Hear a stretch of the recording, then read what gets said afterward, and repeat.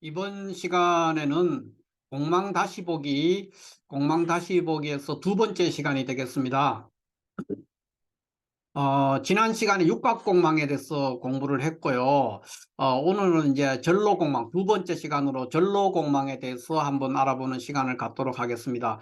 지난 시간에도 제가 말씀을 드렸지만 공망에는 이렇게 육각공망이라는 게 있고 전로공망, 사대공망, 오행공망, 비난공망, 오기공망, 파조공망, 급해공망 이렇게 해서 총 8가지 종류의 공망이 있습니다. 그 중에서 지난 시간에 육갑공망에 대해서 공부를 했고, 우리가 보통 공망이라고 말하는 것은 이 육갑공망을 말하는 겁니다.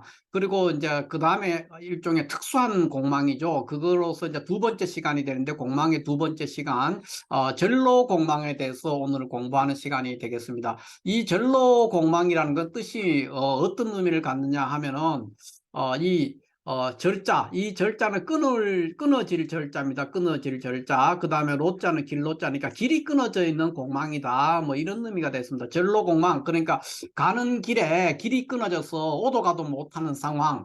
그런 상황에 놓여 있는 거를 이제 전로공망이다. 전로다.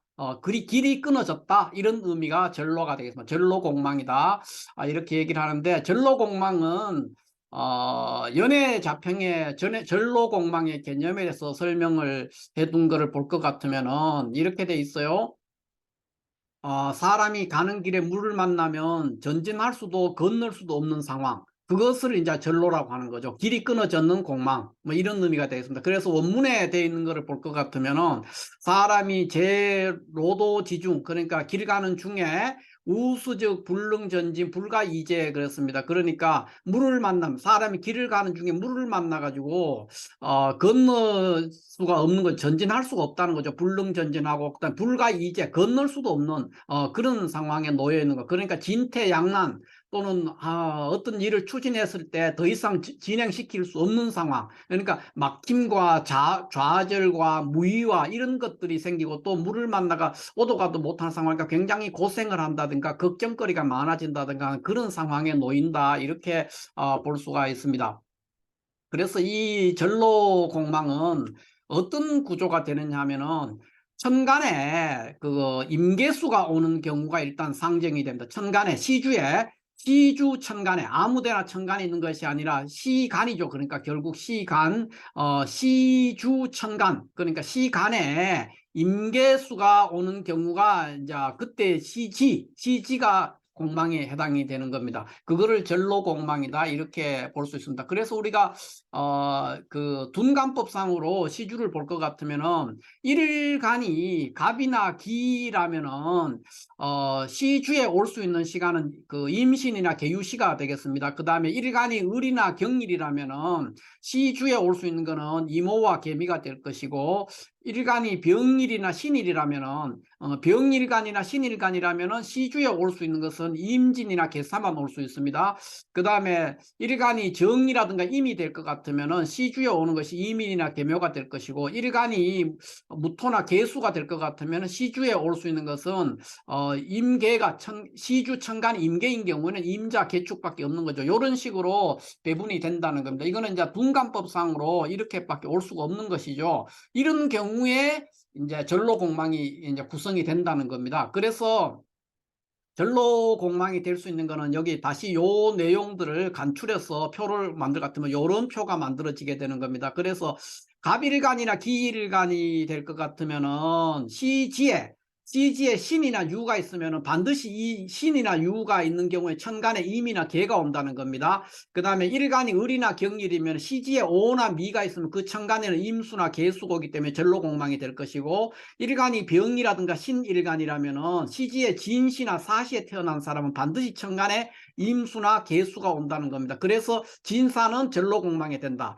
그 다음에 정일간이나 임일간이면은 시지는 인시라든가 묘시에 태어난 사람은 반드시 천간이 임수나 계수가 돼서 이것들은 다 전로공망이 되죠. 무일간이나 계일간이는 자시나 축시에 태어난 사람은 천간이 반드시 임자 계축밖에 안 되는 겁니다. 시주가. 그래서 이런 것들은 다 전로공망에 해당이 됩니다. 그런데 이 전로공망은 연주를 기준으로 공망을 따지지 않습니다. 반드시 일간을 기준으로 시주를 봐서 정하는 겁니다.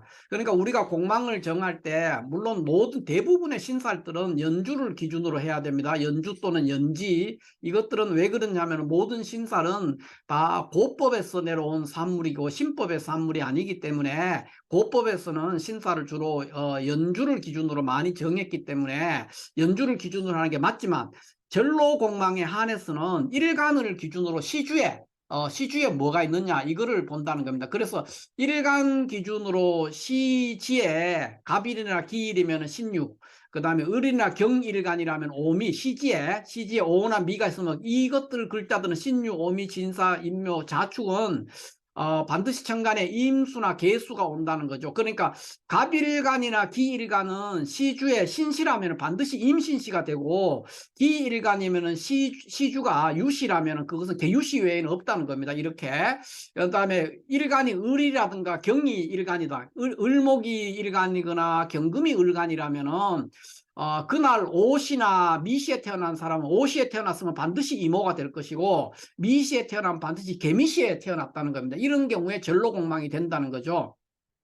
일간이 병일간이라든가 신일간이라면은 그날 진시나 사시에 태어난 사람은 진시에 태어나면 반드시 임진시주가 될 것이고, 사시에 태어나면 개사시주가 됩니다. 그래서 병일간이나 신일간에 태어난 사람은 진시나 사시에 태어나면은 전로공망에 해당이 되는 거죠. 그런 식으로 정임일이나 무게일 다 같이 똑같아 이렇게 따져볼 수가 있겠습니다. 어찌됐든지 간에 전로공망은 반드시 일간을 기준으로 시주를 봐서 정하는데, 그 시지에 일간이 갑이나 기라면 시지에 신유가 있으면 전로공망이고, 을이나 경일간이라면 시지에 오미가 있으면 그 전로공망에 빠지는 것이고, 무게가 있으면 시지에 자나 축이 있으면 전로공망이라는 겁니다. 이런 식으로 정임이면 인묘고 병신이면 진사고 이렇게 전로공망을 정할 수가 있죠. 그래서 그 논리는 뭐냐면은 시주 천간에 임계가 오는 시지가 되는 것이죠. 이 시지가 공망이긴 한데 그 천간에는 반드시 임계가 온다는 겁니다. 그게 뭐냐 했을 때 이렇게 갑일이나 기일이면 신유고, 을이나 경이면 오미, 병이나 신이면 진사시,